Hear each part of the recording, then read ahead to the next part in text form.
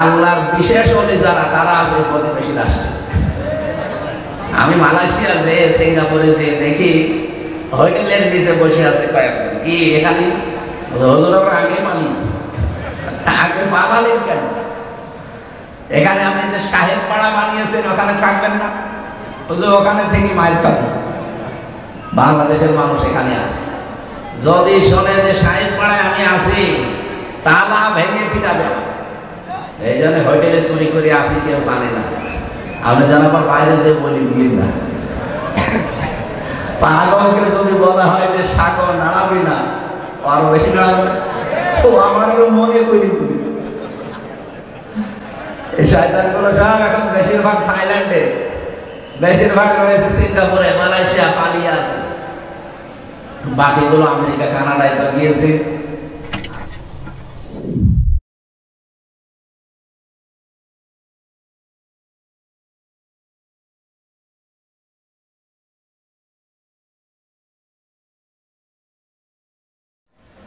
আল্লাহ পাক বলেন, একটা কিতাব আপনাকে আমি দিয়েছি, আপনার প্রতি এটা নাযিল করেছি এই কারণে লিতুখরিজান নাসা মিনাজ যুলুমাতি ইলান নূর, আপনি মানুষদেরকে অন্ধকার থেকে বের করে নিয়ে আসবেন আলোর দিকে।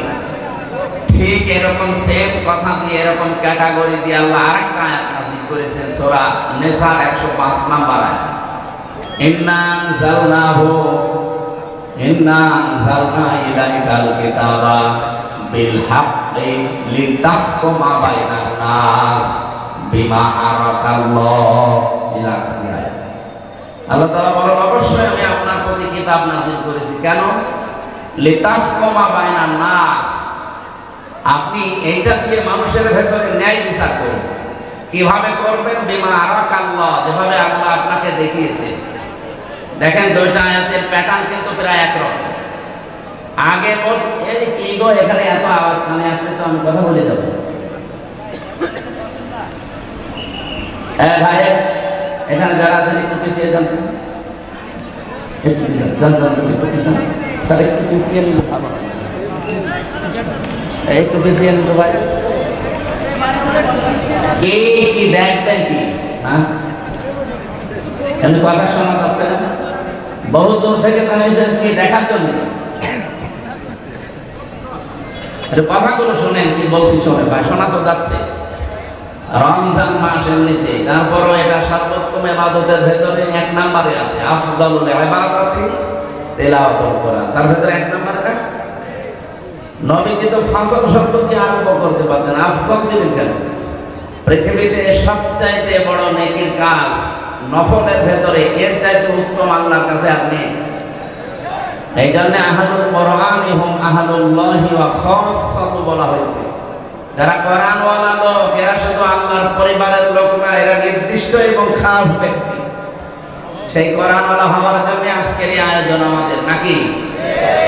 আপনি আয়াতের দিকে একটু খেয়াল করে দেখেন, আল্লাহ দুইটা আয়াত নাযিল করা মানে প্যাটার্নটা একরকমই ফিরায়।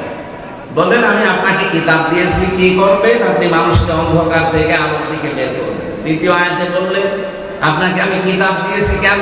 মানুষের ভেতরে ন্যায় বিচার করবেন। কি বুঝলেন এখান থেকে? কোরআনে কারীম নিয়ে আমরা যারা এই যে এতক্ষণ 3-4 জন মিলে আমরা ডাকলাম আপনাদেরকে, অন্ধকারের পথ বিভিন্ন রকমের আছে, এই অন্ধকার থেকে আলোর পথ ইসলামের দিকে আহ্বান জানালাম। হ্যাঁ, এটা আহ্বান জানানো সম্ভব কোরআন দিয়ে এবং সহজ সরল। তাম দুনিয়ায় অবস্থা হয়তো একরকম না, কিন্তু এটা এদিকে আসেন, এদিকে আসেন, আসেন, এদিকে আসেন।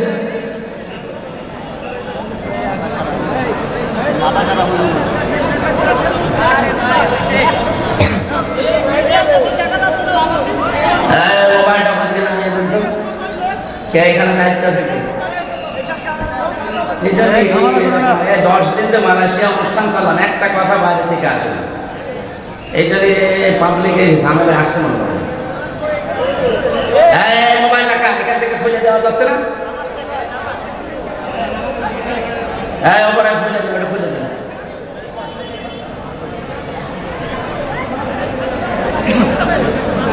যান, এখান থেকে বসেন। এই মোবাইলটাকে রেখে দিয়ে সরো তো, হয় ওখানে বসে একটা বাড়ি চলে যান।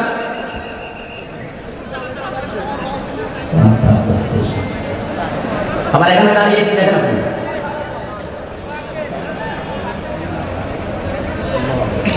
আমাদের গুরুত্বপূর্ণ কথা থাকলে বলেন, 1 মিনিট সময় দিলাম, বলেন যা ভালো লাগে বলেন। হয়েছে কথা হয়েছে?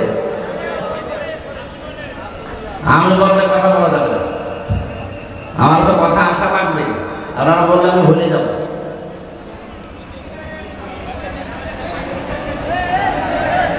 আমরা কোরআনে কারীম দিয়ে মানুষদেরকে অন্ধকারের ভেতর থেকে আলোর দিকে বের করার জন্য সারা পৃথিবীতে, বিশেষ করে মুসলমান যারা তারা চেষ্টা চালাচ্ছে কম বেশি, কিন্তু লিতাহকুমা বাইনান নাস, কোরআন আপনার প্রতি আমি নাযিল করেছি এই জন্যে।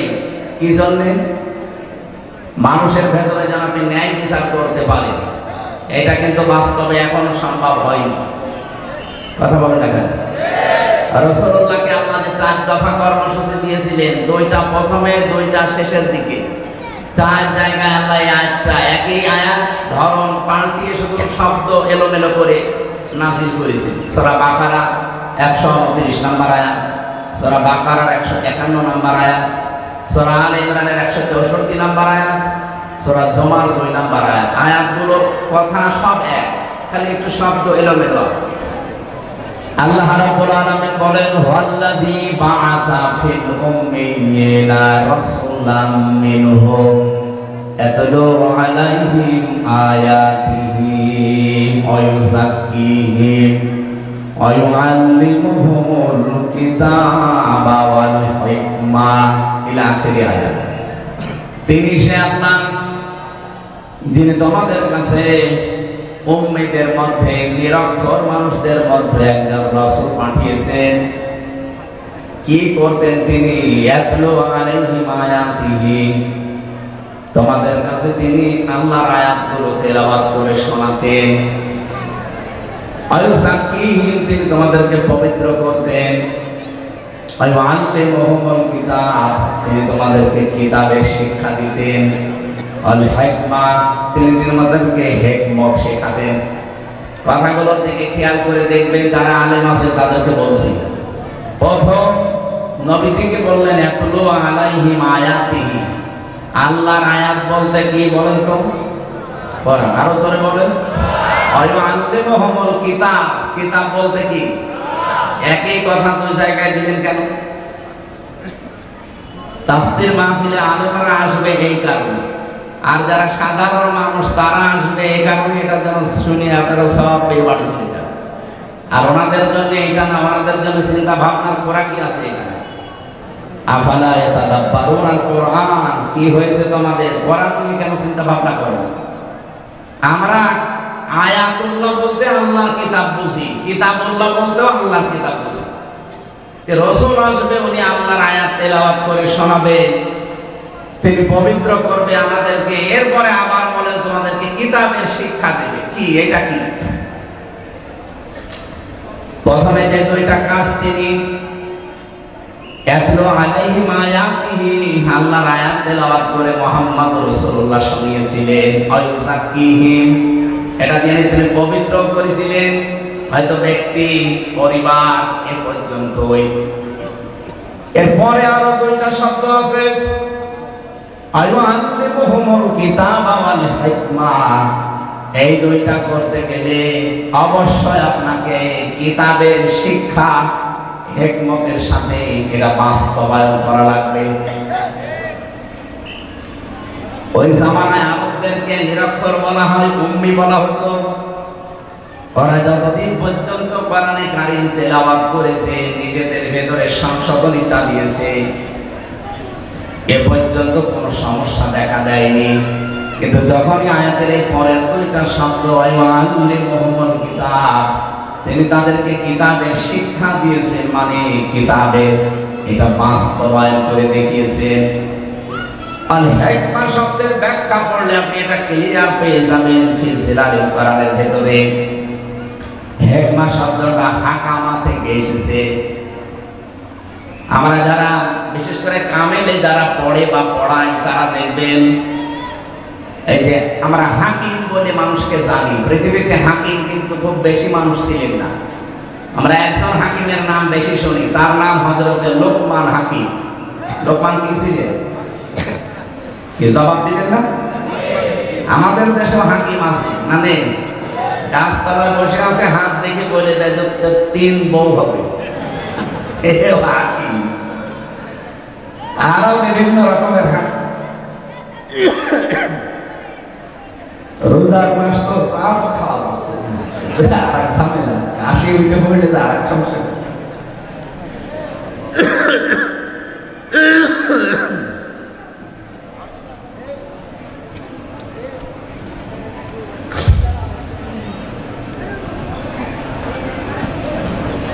এক নম্বরে আমরা জানি উলামা, 2 নম্বরে জানি ফুকাহা, 3 নম্বরে জানি হুকামা। এই যে শব্দগুলোর ব্যাখ্যা আছে না? আলেম বলা হয় তাদেরকে যাদের কাছে জ্ঞান আছে, আলো আছে। আর জ্ঞানের সর্বোচ্চ উৎস কোনটা বলেন তো? আরো জোরে বলেন। এই কিতাবের জ্ঞান যাদের আছে, কিতাবের আলো যাদের কাছে আছে, তারা আরবি ভাষায় কি? আলেম। আরো জোরে বলেন। ফুকাহা, ফকি থেকে এর বহুবচন ফুকাহা। এটা কাদেরকে বলা হয়? এই পৃথিবীতে যে মানুষগুলো কোরআনের গভীরে ঢুকে কিছু নিয়ে আসতে পারে, এদেরকে ফকি বলা হয়। 3 নম্বরে হুকামা, হাকিম। এটা কারা? কোরআনে কারিমের শুধু জ্ঞান না, শুধু এর ভেতরে ঢুকে তথ্যগুলো নিয়ে আসবে তা না, এখান থেকে এমন কিছু তথ্য পৃথিবীর মানুষকে জানাবে যা এর আগে অনেকেই জানাতে পারবে। হযরত লোকমান হাকিম, ওনার মতো কালো চেহারার মানুষ পৃথিবীতে আর 2 জন ছিল বলে আমরা পেয়েছি। একজন হযরতে মাহজা রাদিয়াল্লাহু তাআলা আনহা, আর একজন হযরতে বেলাল রাদিয়াল্লাহু তাআলা আনহা। এই 2 জন মানুষ ছিল হযরতে লোকমান হাকিমের মতো এরকম কালো চেহারা আর এরকম ঠোঁট ছোলা। এদের চেহারার যে বর্ণনা বলছি, হাড়ির গলা দেখেছেন না, তার চাইতেও কালো ছিল। এত কালো মানুষ, কিন্তু ভেতরের অবস্থা ছিল একেবারে ধবধবে সাদা ফর্সা। আমরা বাংলাদেশে কিছু ফর্সা মানুষ দেখি, উপরে ফিটফাট, মাথার চুল থেকে পায়ের স্যান্ডেল পর্যন্ত পুরাটা সাদা, কিন্তু ভেতরে পুরাটা কালো, যেমন দরবেশ। আমি নাম নিলাম না। ওনার মাথার চুল থেকে পায়ের স্যান্ডেল পর্যন্ত পুরাটা সাদা না? কোন জায়গায় কোনো কালো পেয়েছেন আপনি? পুরা সাদা, কিন্তু ভেতরে এত কালো ছিল। 36,000 কোটি টাকা আল্লাহ রাস্তায় পাঠিয়ে। আমি মালয়েশিয়া যে, সিঙ্গাপুরে যে দেখি হোটেলের নিচে বসে আছে কয়েকজন। কি এখানে আগে পালিয়েছে, আগে পালালেন কেন? এখানে আপনি যে সাহেব পাড়া বানিয়েছেন, ওখানে থাকবেন না? ওখানে থেকে মায়ের খাবো। বাংলাদেশের মানুষ এখানে আছে, যদি শোনে যে সাহেব পাড়ায় আমি আছি, তালা ভেঙে পিটাবে। এই জন্য হোটেলে চুরি করে আসি, কেউ জানে না। আপনি যেন আবার বাইরে যে বলি দিয়ে না। পাগলকে যদি বলা হয় যে সাগর নাড়াবি না, আরো বেশি নাড়াবে। ও আমারও মনে করি তুমি। এই শয়তানগুলো সব এখন বেশিরভাগ থাইল্যান্ডে, বেশিরভাগ রয়েছে সিঙ্গাপুরে, মালয়েশিয়া, পালিয়ে আছে। বাকিগুলো আমেরিকা, কানাডায় তো গিয়েছে। আর আল্লাহর বিশেষ ওলি যারা, তারা আছে প্রতিবেশী রাষ্ট্রে।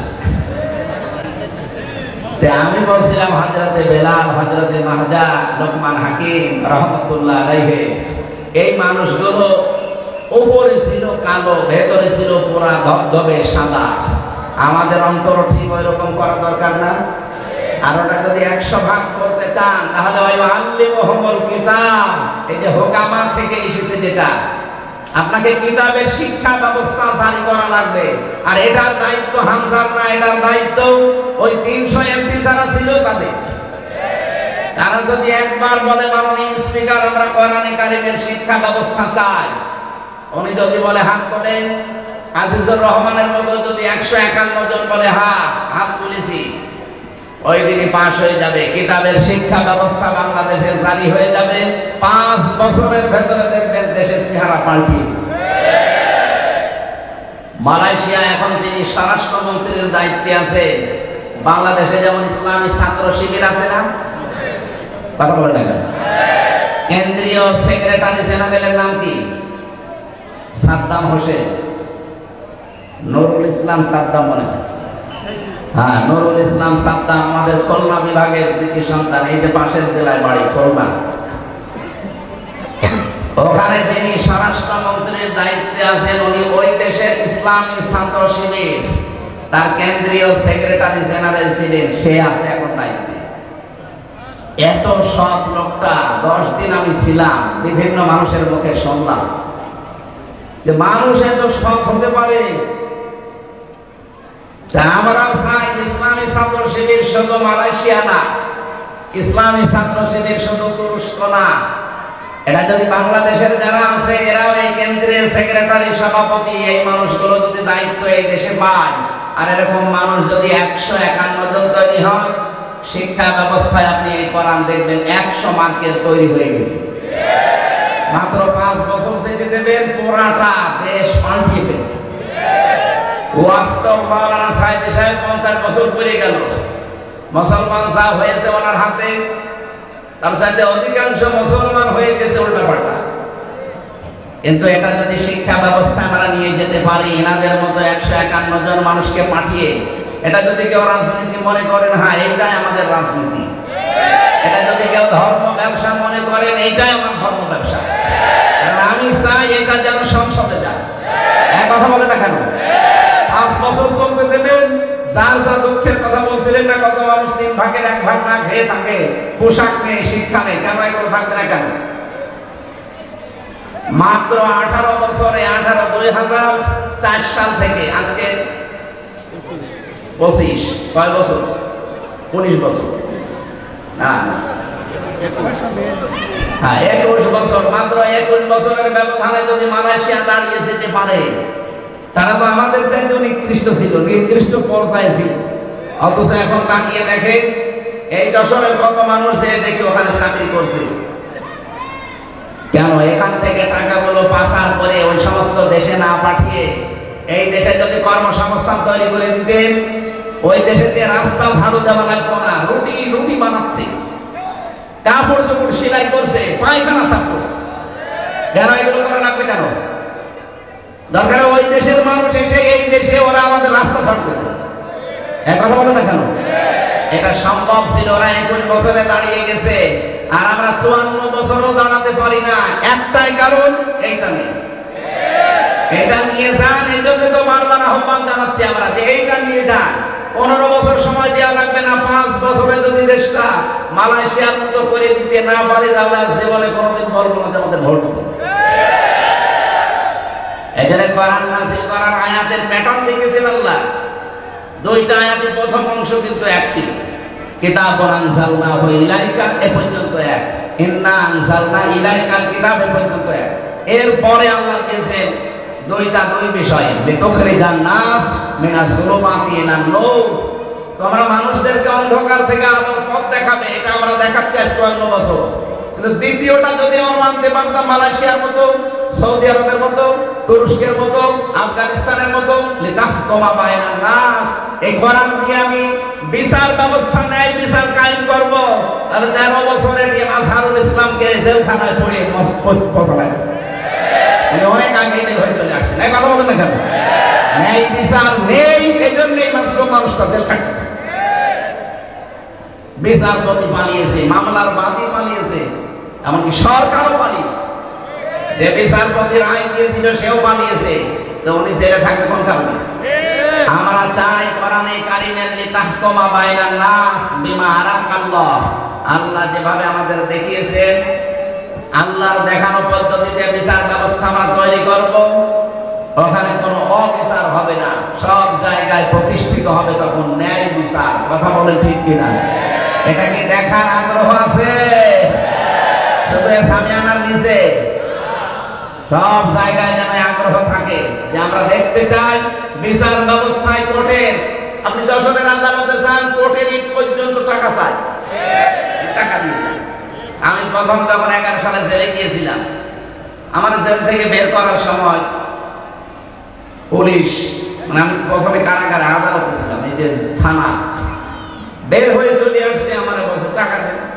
টাকা পাবো কোথায়? না, আপনাকে যারা দেখতে এসেছিল আমরা জানি আপনাকে টাকা দিয়েছে। আরে শয়তানে তো ওই পর্যন্ত জানি।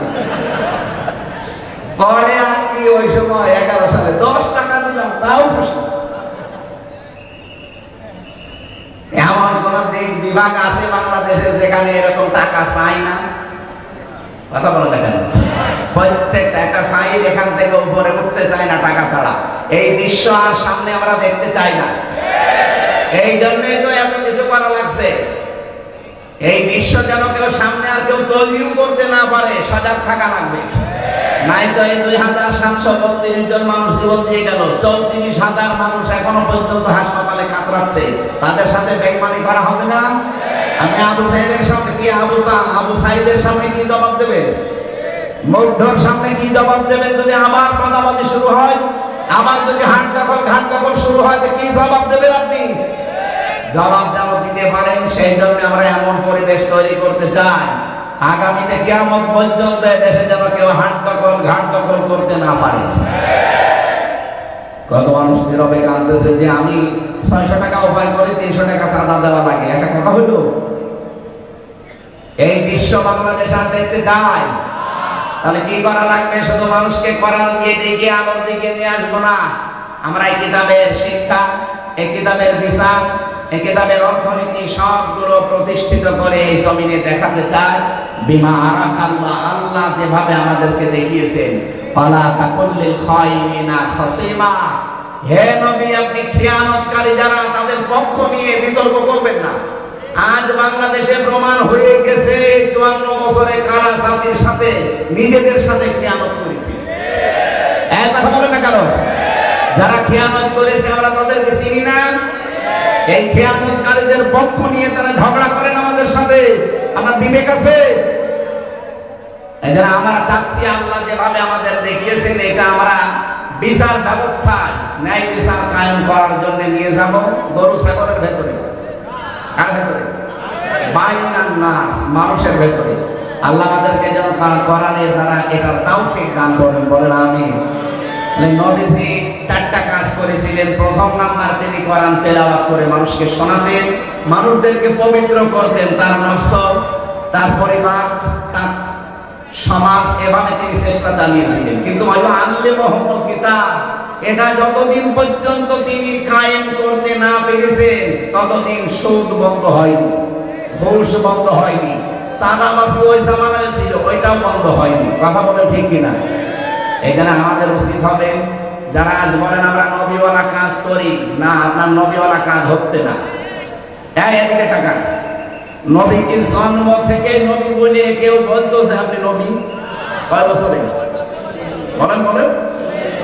40 বছরে যখন তিনি নবী হলেন, কি পেয়ে নবী হয়েছিলেন?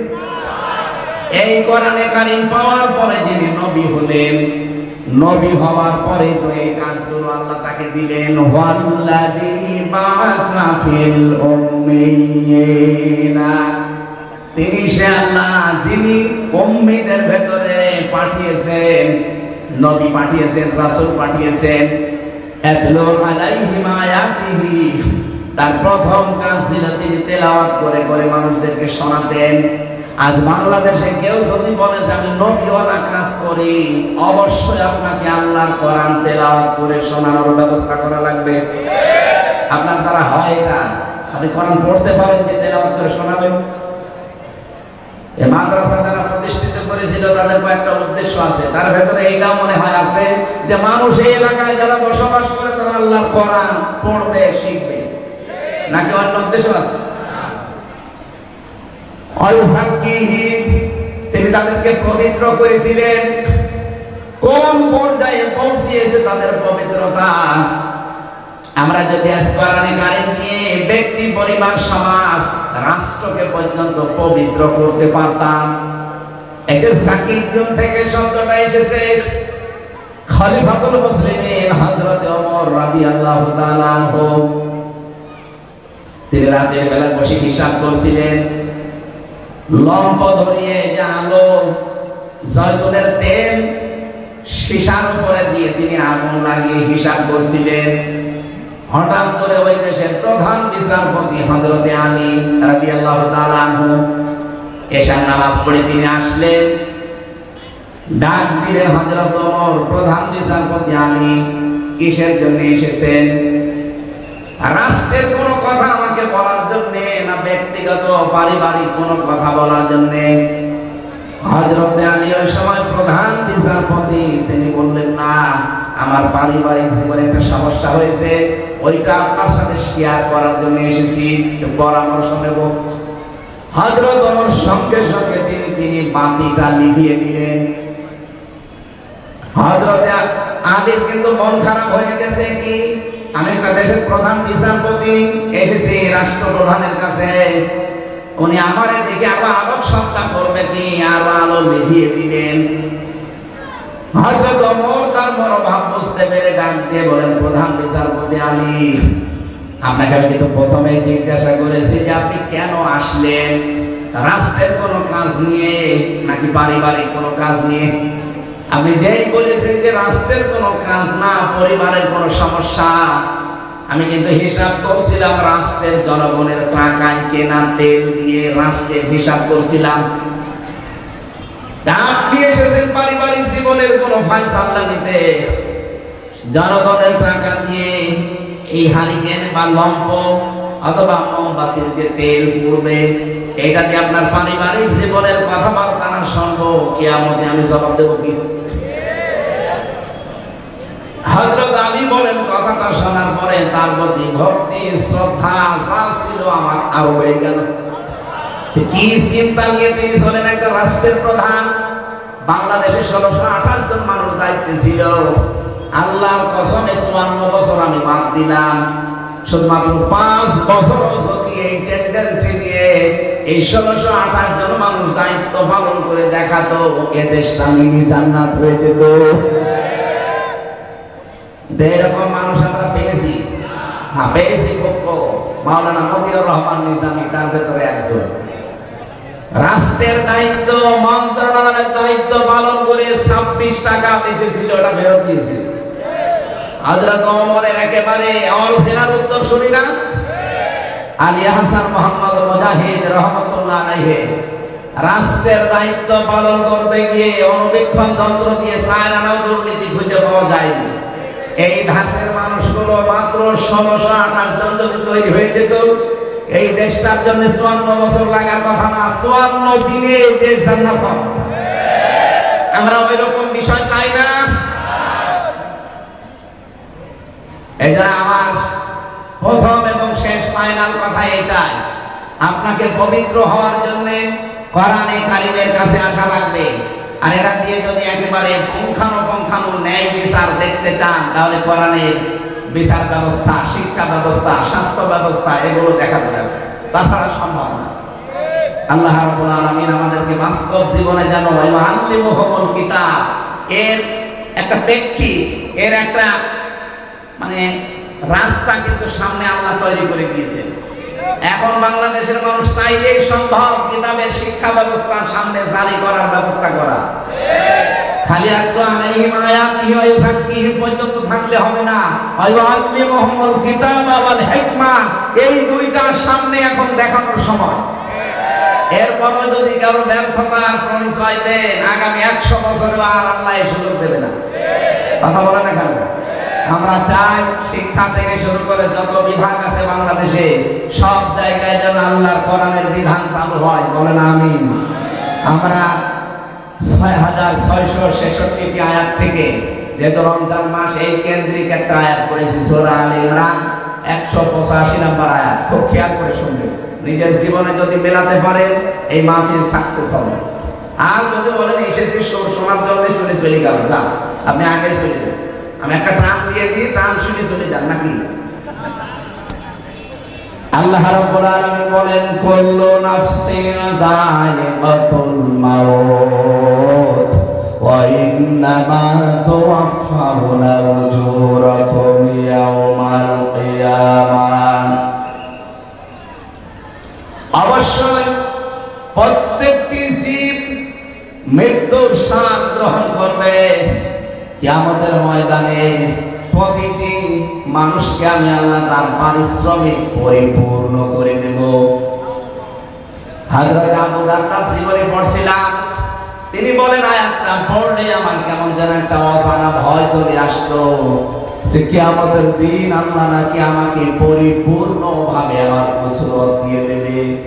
আমার সবচেয়ে বেশি ভয় হয় আমি যা কামাই করেছি সব যদি আল্লাহ আমারে দিয়ে দেয়, আমার তো কানা সম্ভব না। দুনিয়ায় বাবার বোঝা সন্তান বহন করতে পারে, সন্তানের বোঝা বাবা বহন করতে পারে। আল্লাহ পাক বলেন ওয়ালা তাসিরু ওয়াসিরাতু বিজরা উখরা, কিয়ামতের ওই ময়দানে কেউ কারো বোঝা বহন করবে না। এখানে পৃথিবীতে যে যতটুকু পাপ করছেন ওই পাপটা আল্লাহ কিয়ামতের দিন বোঝা আকারে আপনার পিঠের উপরে তুলে দেবে।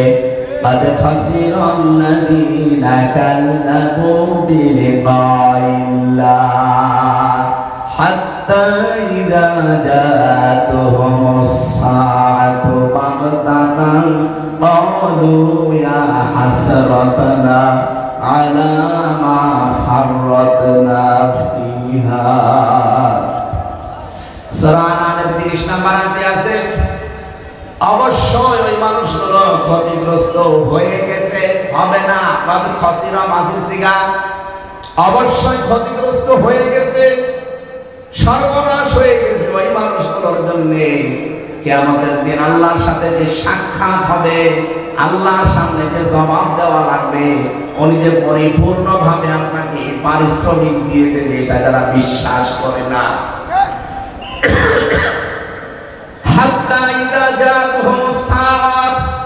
হঠাৎ করে যখন তাদের সামনে মরণ চলে আসে, এখানে সাআতুনের অর্থ দুইটা।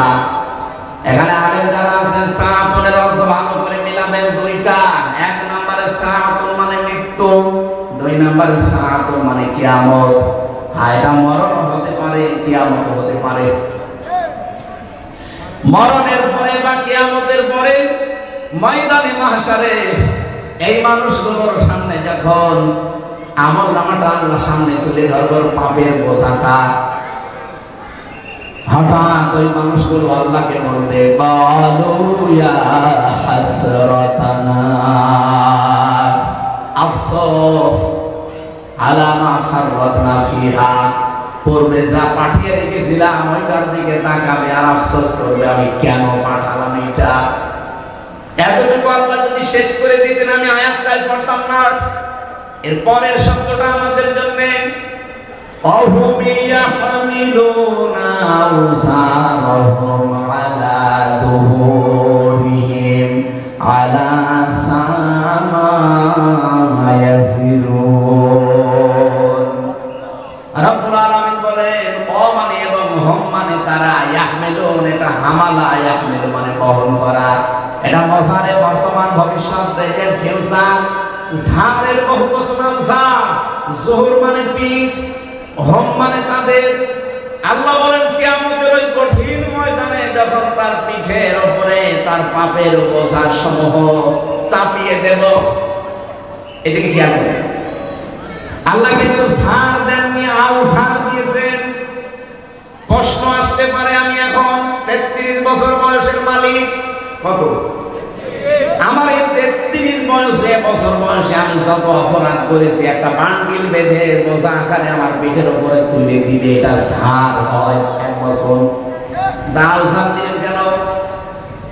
তাফসিরে মাযহারি মুফাসসির লিখেছেন আও ঝাড়ের ব্যাখ্যায় আমি হয়তো 33 বছরে মারা গেলাম, কিন্তু এমন এমন কাজ আমি দুনিয়ায় জারি করে গেলাম যেটা গুনাহে জারিয়া।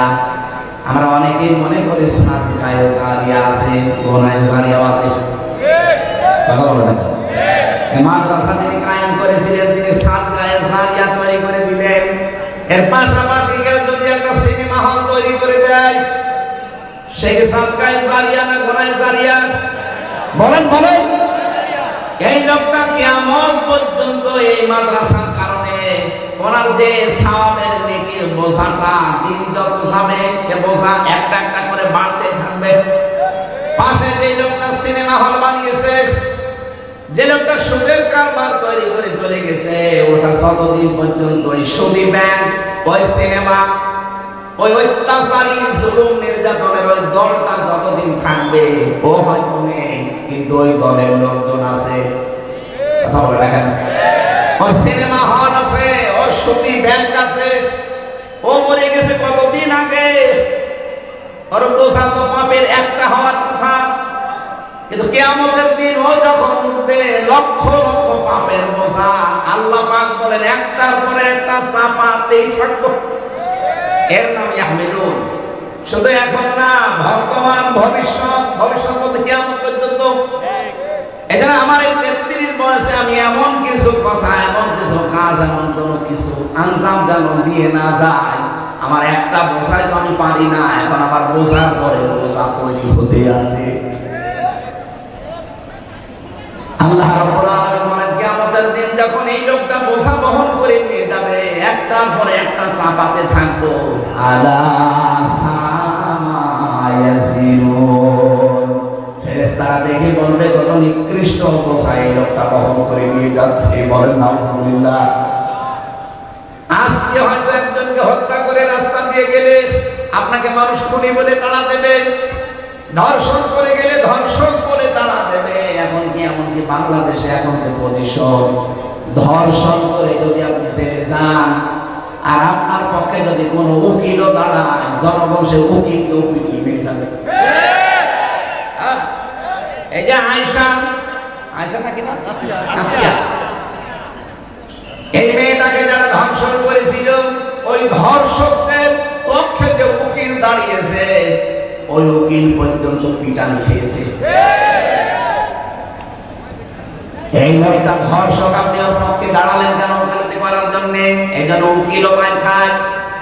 কিয়ামতের দিন আপনি পাপের বোঝা বহন করে যখন নিয়ে যাবেন, ধর্ষককে দেখলে মানুষ ধর্ষক যাচ্ছে যেমন তাড়া দেয়, খুনিকে দেখলে খুনি যাচ্ছে ধর তাড়া দেয়, চোর দেখলে চোর যাচ্ছে ধর তাড়া দেয়, ছিনতাইকারী দেখলে বলে ছিনতাইকারী যাচ্ছে ধর তাড়া দেয়। কিয়ামতের দিন ফেরেশতারা বলবে ধর, পাপের বোঝা নিয়ে যাচ্ছে। আপনি নিজের সাথে মিলান করলে, আমার এই 33 বছরে আমি মিলালাম, মাওলানা আজিজুর রহমান ওনার 60 বছরে মিলাদ, জাহাঙ্গীর হোসেন ওনার 60 বছরে মিলাদ। কিয়ামতের দিন আমরা যা করেছি কিন্তু আল্লাহ মাওলানা পিঠের উপরে তুলে দেবে। চাই করেন পাপের বোঝা যদি আল্লাহ তুলে দেয়, ফেরেশতারা যদি বলে দেখ কত নিকৃষ্ট বোঝা হামজা বহন করে নিয়ে যাচ্ছে, ওই সময় যে লজ্জা কার কাছে দেবো বলেন? ও লজ্জা যেন না লাগে সেই সময় এখনই। এখন সূর্য পশ্চিম দিকে ওঠে নাই, এখন আমার মরণের গড়গড়ানি শুরু হয়নি, সুতরাং পরিবর্তন হওয়ার সুযোগ নেই। বলেন বলেন, এখনই সময় পাল্টান। শয়তান তো বাধা আছে, শয়তান তো আপনাকে ধোঁকা দিতে পারবে না, কি বাধা নেই। এরপরেও যদি আপনি পরিবর্তন হতে না পারেন, আপনি মনে করবেন আপনি নিজেই একটা শয়তান।